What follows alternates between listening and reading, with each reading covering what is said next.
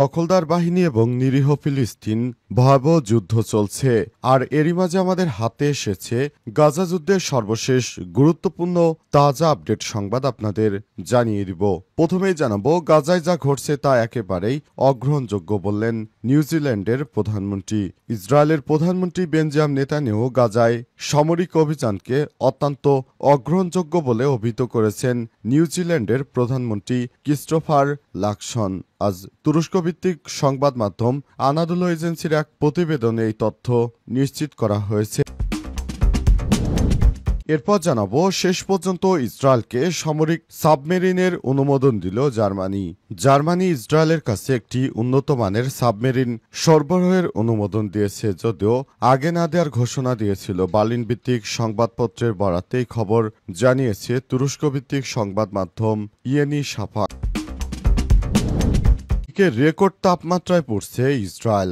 অত্যাধিক তাপপ্রবাহের ফলে ইসরায়েলের কিছু অংশে তাপমাত্রা রেকর্ড প্রায় 50 ডিগ্রি সেলসিয়াস বা 122 ডিগ্রি ফারেনহাইট। আজ এই তথ্য জানিয়েছে দেশটির আবহাওয়া পরিষেবা। সংস্থাটি জানিয়েছে, ইসরায়েলের পূর্বাঞ্চলে সবথেকে উষ্ণতম পরিস্থিতির আরও তীব্র গরম পড়বে। এদিকে মিয়ানমারে বেসামরিক গাড়ি বহরে বিমান হামলা, নিহত 8। মিয়ানমারের দ্বিতীয় বৃহত্তম শহর মান্দালয়ের বাইরে জান্তা বাহিনী এবং সামরিক অভ্যুত্থান বিরোধী বিদ্রোহীদের মধ্যে সংঘর্ষের ঘটনা ঘটেছে। এ সময় আটকে পড়া একটি বেসামরিক গাড়ি বহরে বিমান হামলা চালানো হয়। এতে অন্তত 8 জন নিহত হয়েছে। জানাবো, ডনবাস অঞ্চল ছেড়ে দেওয়ার প্রস্তাব প্রত্যাখ্যান জেলেনস্কির। ইউক্রেনের প্রেসিডেন্ট ভলোদিমির জেলেনস্কি বলেছেন, যুক্তরাষ্ট্র যুদ্ধবিরতি চুক্তির অংশ হিসেবে রাশিয়া চায় ইউক্রেন পুরো পূর্বাঞ্চলীয় ডনবাস অঞ্চল থেকে সেনাবাহিনী প্রত্যাহার করুক। তবে মস্কোর এই দাবি প্রত্যাখ্যান করেছে জেলেনস্কি। এটি ভবিষ্যতে আবার হামলার জন্য ব্যবহৃত হতে পারে বলেও তিনি সতর্ক করেছেন। ইউক্রেন তার নিজস্ব ভূমি থেকে এক বিন্দু ছাড় দেবে না। এটি অসাংবিধানিক এবং ভবিষ্যতে রাশিয়ার আগ্রাসনকে উৎসাহিত করবে। এবং সর্বশেষ জানাবো, জুলাই আন্দোলন বিপ্লব নয়, এটি গণ অভ্যুত্থান বললেন ভিপি নূর। গণ অধিকার পরিষদের সভাপতি ও ডাকসুর সাবেক ভিপি নুরুল হক নূর বলেছেন, জুলাই আন্দোলন কোনো বিপ্লব নয়, এটি একটি গণ অভ্যুত্থান। রাষ্ট্রযন্ত্রকে জনগণের বিরুদ্ধে ব্যবহার করায় জনগণ সরকার পতনের দাবিতে রাজপথে নেমেছিল বলে মন্তব্য করেছেন তিনি। প্রিয় দর্শক, এতক্ষণ শুনছিলেন সংবাদ শিরোনাম, এবারে বিস্তারিত। তবে তার আগে বন্ধুরা, অনুরোধ থাকবে এই সংবাদটিতে একটি লাইক দিন।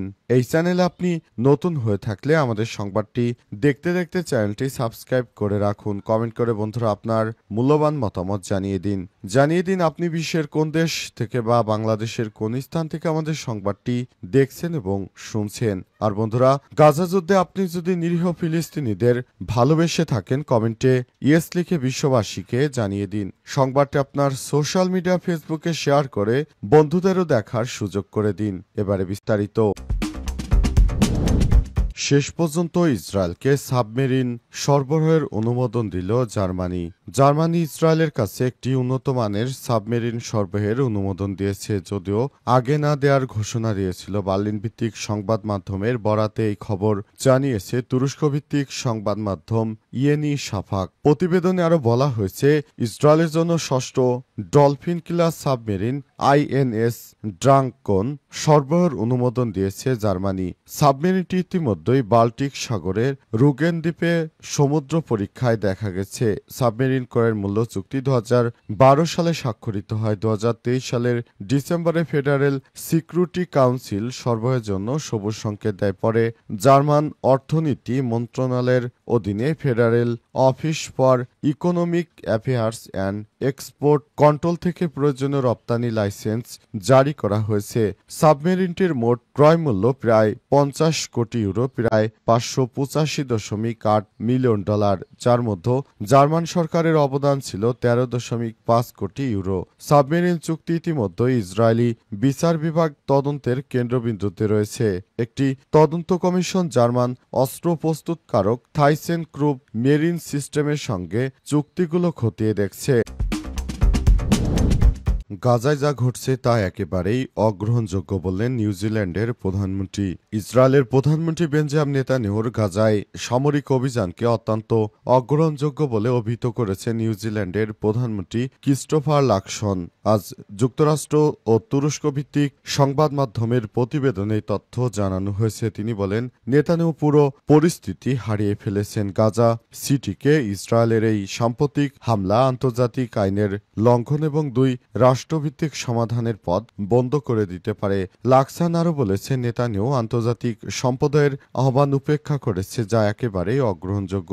লাকসনের এই মন্তব্য এমন এক সময় এসেছে যখন নিউজিল্যান্ড সরকার ফ্রান্স, যুক্তরাজ্য, কানাডা এবং অস্ট্রেলিয়ার মতো দেশগুলোর পদাঙ্ক অনুসরণ করে জাতিসংঘ সাধারণ পরিষদের আসন্ন পরিবেশের স্বাধীন ফিলিস্তিন রাষ্ট্রের স্বীকৃতি প্রদানের বিষয়ে আলোচনা করছে। একই সঙ্গে নিউজিল্যান্ড পার্লামেন্ট গাজার পরিস্থিতি নিয়ে তীব্র বিতর্ক চলছে। আন্তর্জাতিক মহলে গাজার পরিস্থিতি নিয়ে উদ্বেগ দিন দিন বৃদ্ধি পাচ্ছে। গত অক্টোবর থেকে চলা ইসরায়েলি সামরিক অভিযানে প্রায় ৬১,৬০০ ফিলিস্তিনি নিহত হয়েছে। আন্তর্জাতিক অপরাধ আদালত নেতানিয়াহুর এবং তার সাবেক প্রতিরক্ষা মন্ত্রী ইয়োব গ্যালেন্টের বিরুদ্ধে যুদ্ধ অপরাধের অভিযোগে গ্রেপ্তারি পরোয়ানা জারি করেছে। আন্তর্জাতিক বিচার আদালতে গাজায় ইসরায়েলি কর্মকাণ্ডকে গণহত্যা হিসেবে চিহ্নিত করে মামলা দায়ের করেছে। রেকর্ড তাপমাত্রায় পড়ছে ইসরায়েল। অত্যাধিক তাপপ্রবাহের ফলে ইসরায়েলের কিছু অংশে তাপমাত্রা রেকর্ড ৫০ ডিগ্রি ছাড়িয়ে গেছে। আজ এই তথ্য জানিয়েছে দেশটির আবহাওয়া পরিষেবা সংস্থাটি। জানিয়েছে, ইসরায়েলের পূর্বাঞ্চলে সবথেকে উষ্ণতম পরিস্থিতি আরও তীব্র গরম পড়বে। খবরে বলা হয়েছে, গতরাতে অস্বাভাবিকভাবে গ্রীষ্মকালীন বৃষ্টিপাত হলেও জেরুজালেমে ৩৯ ডিগ্রি সেলসিয়াসে পৌঁছাতে পারে তাপমাত্রা। বর্তমানে মৃত সাগরে সর্বোচ্চ রেকর্ডকৃত সর্বনিম্ন দৈনিক তাপমাত্রা ৩৬.৬ ডিগ্রি সেলসিয়াস অনুভূত হচ্ছে। আবহাওয়া পরিষেবা থেকে প্রাপ্ত তথ্য থেকে দেখা গেছে, জেরুজালেমে দুপুর নাগাদ তাপমাত্রা ৩৯ ডিগ্রি সেলসিয়াস ১০২ ডিগ্রি ফারেনহাইটে পৌঁছেছে। অন্যদিকে উপকূলীয় তেল আবিবে বিকেল নাগাদ তাপমাত্রা ৩২ ডিগ্রি সেলসিয়াসে থাকবে। তবে মধ্য ইসরায়েলের কাছাকাছি শহর যেগুলোতে সমুদ্র থেকে অনেক দূরে অবস্থিত, যেমন রামাতগান এবং গিভাতাইমে ৩০ থেকে ৩৫ ডিগ্রি তাপমাত্রা থাকার সম্ভাবনা রয়েছে। কিন্তু দেশটির অভ্যন্তরীণ অংশ এবং পশ্চিম তীরে তাপমাত্রা দিনের সবথেকে উষ্ণতম সময়ে, বিশেষ করে গ্যালিলি সাগরের আশপাশে ৫০ ডিগ্রি সেলসিয়াসের কাছাকাছি পৌঁছানোর আভাস দেওয়া হয়েছে। অবস্থায় তীব্র গরমের কারণে সেসব জায়গায় জনজীবন খুব কঠিন হয়ে পড়েছে।